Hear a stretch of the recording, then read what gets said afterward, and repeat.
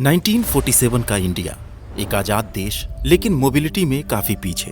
पूरे देश में सिर्फ 50,000 कार्स थीं और कार लेना इतना मुश्किल था कि लोगों को सालों तक इंतजार करना पड़ता था। सड़कों पर एम्बेसडर और प्रीमियर पद्मिनी जैसे बस कुछ ही मॉडल्स दिखते थे और लाइसेंस राज के दौर में एक आम आदमी के लिए कार सिर्फ सपना बनकर रह जाता था। आज कार चुनना मुश्किल है क्योंकि ऑप्शंस बहुत ज्यादा हैं, लेकिन साल 2000 तक इंडिया में प्रॉब्लम बिल्कुल उल्टी थी। चुनने के लिए गाड़ियां ही नहीं थी। यही कंट्रास्ट इंडिया की कार मार्केट की कहानी को और दिलचस्प बनाता है, क्योंकि यह पूरी इंडस्ट्री असल में पिछले 25 सालों की ही देन है। 1983 में मारुति 800 के साथ इंडिया ने सिर्फ एक कार नहीं खरीदी, उसने चलने की आजादी महसूस की।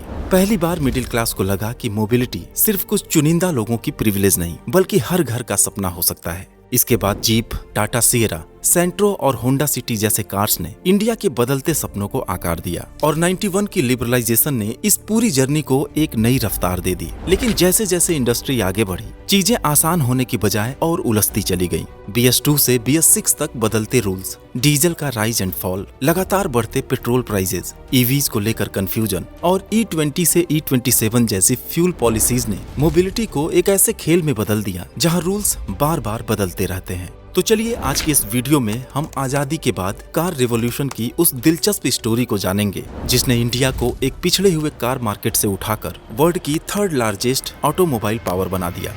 दोस्तों, आज इंडिया दुनिया की तीसरी सबसे बड़ी कार इंडस्ट्री बन चुका है, लेकिन ये सफर बहुत देर से शुरू हुआ। कहा जाता है कि इंडिया की रोड पर पहली कार साल 1897 में उतरी थी, जिसे एक ब्रिटिश ऑफिसर ने इंपोर्ट किया था। लेकिन आम लोगों की जिंदगी से उस कार का कोई रिलेशन नहीं था। 20वीं सदी की शुरुआत तक सड़कों पर कुछ ही इंपोर्टेड कार्स थी, क्योंकि देश गुलाम था। लोग सर्वाइवल के लिए परेशान थे और कार किसी लग्जरी से भी आगे सिर्फ कल्पना बनकर रह गई थी। लेकिन फ्रीडम मूवमेंट शुरू होने के बाद तस्वीर धीरे धीरे बदलने लगी। नए भारत के लिए ट्रांसपोर्ट अब एक लग्जरी नहीं, बल्कि विकास की जरूरत बन चुका था, क्योंकि ये समझ आ गया था कि बिना मोबिलिटी देश आगे नहीं बढ़ सकता। इसी सोच से 1940 के दशक में इंडियन ऑटोमोबाइल इंडस्ट्री की शुरुआत हुई। 1942 में हिंदुस्तान मोटर्स, 44 में प्रीमियर ऑटोमोबाइल्स, 45 में टाटा एंड महिंद्रा और 48 में स्टैंडर्ड मोटर्स ने अपनी मौजूदगी दर्ज कराई। ये सभी उस सपने की शुरुआत थे जिसमें इंडिया अपनी फैमिली कार खुद बनाना चाहता था। आजादी के बाद इंडस्ट्रीज को मजबूत करने के लिए सरकार ने कड़े फैसले लेने शुरू किए। इंपोर्टेड कार्स पर भारी इंपोर्ट ड्यूटी लगा दी गई और इंडियन टैरिफ कमीशन ने साफ कर दिया कि जो कंपनीज लोकल प्रोडक्शन नहीं करेंगी उनके लिए इंडियन मार्केट बंद रहेगा। इसका असर ये हुआ कि जनरल मोटर्स, फोर्ड और रूट्स जैसी ब्रांड देश छोड़ दिए। हालांकि कागज पर ये नीतियां इंडियन कार इंडस्ट्री को मजबूत करने के लिए थी, लेकिन जमीन पर तस्वीर बिल्कुल अलग थी। देश का करप्ट सिस्टम इस इंडस्ट्री को दीमक की तरह अंदर से कमजोर करने लगा और पूरा इकोसिस्टम लाइसेंस राज की गिरफ्त में चला गया। प्रोडक्शन पर कड़ा कंट्रोल, मॉडल्स पर लिमिट्स और कैपेसिटी के लिए परमिशन ने कार इंडस्ट्री की ग्रोथ पर जैसे जोर से ब्रेक लगा दिया। जो कंपनी इंडिया में मौजूद थी, वे असली मैन्युफैक्चरिंग की जगह सिर्फ इंपोर्टेड पार्ट्स की फाइनल असेंबली तक सिमट गई। नतीजा ये हुआ कि कार्स की कीमतें बढ़ती चली गईं और आम आदमी के लिए कार अब भी एक दूर का सपना बनकर रह गया। आजादी के बाद एक पूरा दशक गुजर चुका था, लेकिन इंडियन कार इंडस्ट्री अभी भी ठहरी हुई थी। और फिर आया साल 1957, वो साल जिसने देश की मोबिलिटी का रुख बदल दिया। हिंदुस्तान मोटर्स ने अपनी सबसे iconic car Ambassador Indian roads पर उतार दी।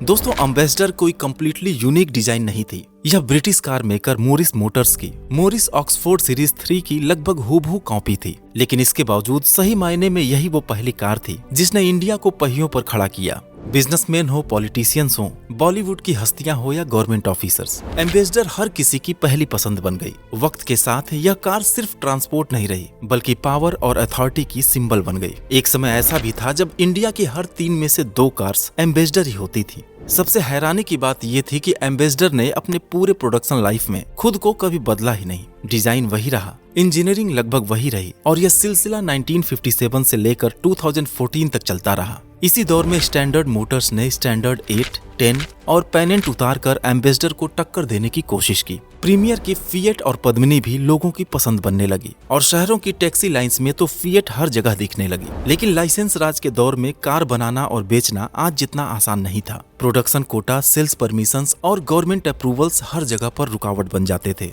नतीजा ये हुआ कि सड़कों पर ट्रैक्टर्स, ट्रक्स, टेम्पोज और 2 व्हीलर्स तो बढ़ते चले गए, लेकिन कार्स की संख्या सीमित ही रही। टाटा और महिंद्रा जैसे ब्रांड्स ने इस हकीकत को समझ लिया था, इसलिए पैसेंजर कार्स की बजाय कॉमर्शियल व्हीकल्स और ट्रैक्टर पर फोकस किया, जहां उन्हें बड़ी कामयाबी मिली, क्योंकि ग्रीन रिवॉल्यूशन ने कॉमर्शियल और यूटिलिटी व्हीकल्स की डिमांड को तेजी से बढ़ा दिया था। फैमिली कार मार्केट पर हिंदुस्तान, स्टैंडर्ड और प्रीमियर का ही दबदबा कायम रहा। फिर इंदिरा गांधी के दौर में गवर्नमेंट ने प्राइस कंट्रोल हटाकर ऑटोमोबाइल सेक्टर को आगे बढ़ाने की कोशिश की, लेकिन जमीन पर हालात नहीं बदले।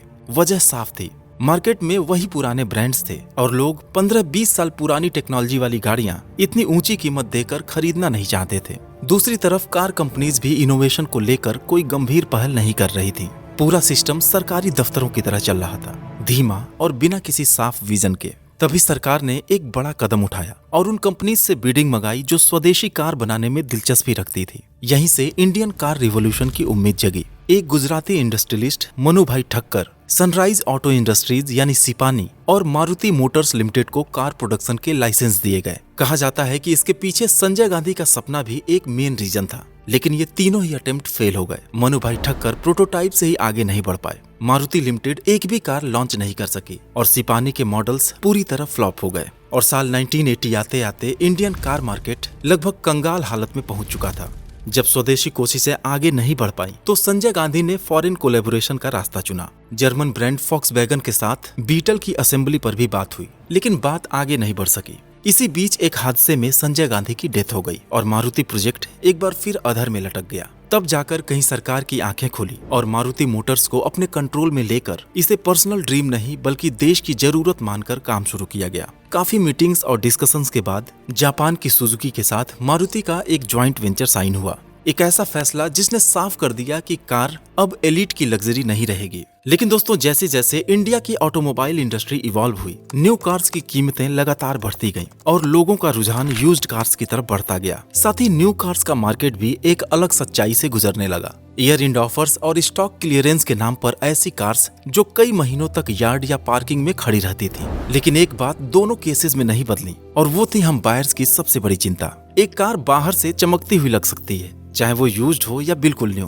टेस्ट ड्राइव भी स्मूथ महसूस होती है, सेलर या शोरूम स्टाफ भी भरोसेमंद लगता है, लेकिन असली सच्चाई अक्सर अंदर छुपी रहती है। यूज्ड कार्स में एक्सीडेंटल हिस्ट्री, ओडोमीटर टेम्परिंग या मैकेनिकल इश्यूज हो सकते हैं और न्यू कार्स में ट्रांजिट डैमेज, पेंट या panel problems, battery stress, electrical glitches या अलाइनमेंट इश्यूज जो आंखों से दिखाई नहीं देते। ये वो चीजें हैं जिन्हें एक आम बायर अक्सर पहचान नहीं पाता और गलत कार चुन लेने की गलती बहुत भारी पड़ सकती है। लाखों रुपए का नुकसान और महीनों की परेशानी। इस कंफ्यूजन को खत्म करने के लिए आज एक कदम ऑप्शनल नहीं बल्कि जरूरी हो चुका है, प्री डिलीवरी इंस्पेक्शन यानी PDI। और प्री डिलीवरी इंस्पेक्शन के लिए बेस्ट है कार्स 24, क्योंकि कार्स 24 के ट्रेंड एक्सपर्ट्स कार को 300+ डिटेल्ड चेक पॉइंट्स पर जांचते हैं, इंजन से लेकर इलेक्ट्रिकल्स तक और चेसी से लेकर एक्सीडेंटल या ट्रांजिट हिस्ट्री तक। और सबसे अच्छी बात, यह इंस्पेक्शन सेलर या शोरूम के ही लोकेशन पर होता है। इसके बाद करीब 30 मिनट्स के अंदर ही आपको फोटोज के साथ एक क्लियर अनबायस्ड इंस्पेक्शन रिपोर्ट मिलती है, जिसमें कुछ भी छुपाया नहीं जाता। और हाँ, सबसे बड़ी बात, अगर यूज्ड कार इंस्पेक्शन में कार्स 24 कोई फ्लॉ मिस कर देता है तो कार्स 24 गारंटी के तहत 50,000 रुपीज दिए जाते हैं। इस इंस्पेक्शन की सबसे खास बात यह है कि यह बायर के साइड पर खड़ा होता है,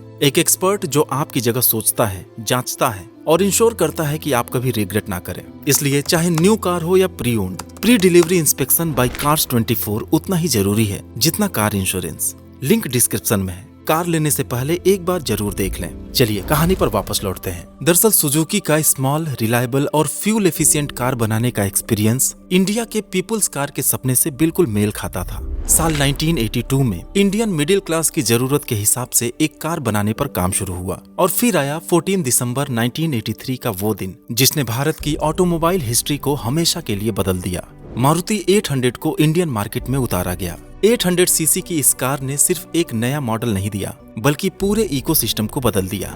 डीलर नेटवर्क्स बने, सर्विस कल्चर डेवलप हुआ और मिडिल क्लास में एक भरोसा भी पैदा हुआ। मारुति 800 साल 2014 तक प्रोडक्शन में रही और अपने 31 इयर्स के सफर में इसकी 28 लाख यूनिट बिकी, जिससे ये ऑल्टो के बाद इंडिया की दूसरी सबसे ज्यादा बिकने वाली कार बनी। यह लोगों के लिए पहली चाबी, पहला शोरूम एक्सपीरियंस और पहली फैमिली ड्राइव थी। लिबरलाइजेशन से पहले तक इंडियन पैसेंजर कार मार्केट में गिने चुने ही ऑप्शंस मौजूद थे, लेकिन जैसे ही मार्केट ओपन हुआ कई ग्लोबल ब्रांड्स इंडिया आने लगे और कंपटीशन ने पहली बार बायर्स को असली चॉइस दी। यहाँ तक कि टाटा की टेल्को भी सही मौका देखकर पैसेंजर सेगमेंट में उतर गई और टाटा सिएरा, सुमो और फिर इंडिका लॉन्च की। और इंडिका तो वो कार बनी जिसने टाटा को डूबने से बचाया था, जिसकी साल 2018 तक करीब 12 लाख यूनिट सेल हुई थी। हिंदुस्तान मोटर्स ने जीएम के साथ पार्टनरशिप में ओपल आस्त्रा और कोर्सा को लॉन्च किया। होंडा ने श्रीराम ग्रुप के साथ होंडा सीएल की शुरुआत की और 98 में होंडा सिटी को लॉन्च किया, जो देखते ही देखते एक लेजेंड बन गई। फिर साल 1996 में Hyundai ने बिना किसी जॉइंट वेंचर के इंडिया में सेंट्रो के साथ धमाकेदार एंट्री की। तो दोस्तों, अब तक हम साल 2000 तक की लगभग सभी आइकॉनिक फैमिली कार्स की बात कर चुके हैं, लेकिन इस कहानी में एक नाम साफ तौर पर गायब रहा, महिंद्रा। इसकी वजह भी साफ है। उस दौर तक महिंद्रा फैमिली कार सेगमेंट में था ही नहीं। उसने ना कोई हैचबैक बनाई, ना ही कोई सेडान, लेकिन जहां फैमिली कार्स खत्म होती थीं, वहीं से महिंद्रा की कहानी शुरू होती थी। 1954 की विलीज जीप से लेकर अर्माडा, कमांडर और फिर बोलेरो तक एसयूवी कल्चर का मास मार्केट महिंद्रा ने ही खड़ा किया, जिस सेगमेंट का आज इंडिया दीवाना है। साल 2000 के बाद इंडियन कार मार्केट की पूरी तस्वीर बदल गई। ब्रांड्स और मॉडल्स की बाढ़ आ गई और कभी ड्रीम कार माने जाने वाली मारुति 800, सेंट्रो और इंडिका धीरे धीरे पीछे छूटने लगी। लोगों की परचेजिंग पावर बढ़ चुकी थी और कार अब सिर्फ जरूरत नहीं, लाइफ स्टाइल का हिस्सा बन गई थी। मारुति ने इस बदलाव को समय रहते समझ लिया और ऑल्टो, वैगनार, स्विफ्ट और डिजायर जैसी कार्स के साथ इंडिया की कार कल्चर को नया रूप दिया। इसी दौर में डीजल का एरा आया। एसयूवीज और सेडान्स ने नई पहचान बनाई और कॉम्पैक्ट कार्स ने शहरों की सड़कों को भर दिया। जैसे जैसे समय आगे बढ़ा, सेफ्टी और एमिशन के नॉर्म्स सख्त होते गए। पेट्रोल में इथेनॉल मिलना शुरू हुआ और ईवीज ने लोगों के मन में मोबिलिटी के फ्यूचर को लेकर नए सवाल खड़े कर दिए। साल 2000 से 2025 के बीच भारत एक ऐसा कार मार्केट बन चुका था जहां हर सेगमेंट की अपनी कहानी थी। अब दोस्तों, एक इंटरेस्टिंग फैक्ट ये भी है कि आज इंडिया की रोड्स पर चल रही कार्स में से आधे से ज्यादा 2010 के बाद जुड़ी हैं और इनमें सबसे बड़ा कंट्रीब्यूशन मारुति सुजुकी का रहा है। ऑल्टो भारत की सबसे ज्यादा बिकने वाली कार है, जिसकी 40 लाख से भी ज्यादा यूनिट्स सेल हो चुकी हैं। वैगनार ने 35 लाख का आंकड़ा पार किया। स्विफ्ट 25 लाख से ऊपर पहुंच चुकी है। डिजायर की 20 लाख से भी ज्यादा गाड़ियां रोड पर हैं और ब्रेजा भी 1 मिलियन क्लब में शामिल हो चुकी है। इस दौर में एसयूवी सेगमेंट मार्केट का सबसे डोमिनेंट हिस्सा बन गया है। आपके हिसाब से आज स्मार्ट चॉइस क्या है, न्यू कार या प्री ओन्ड? कमेंट में जरूर बताइएगा। Thanks for watching.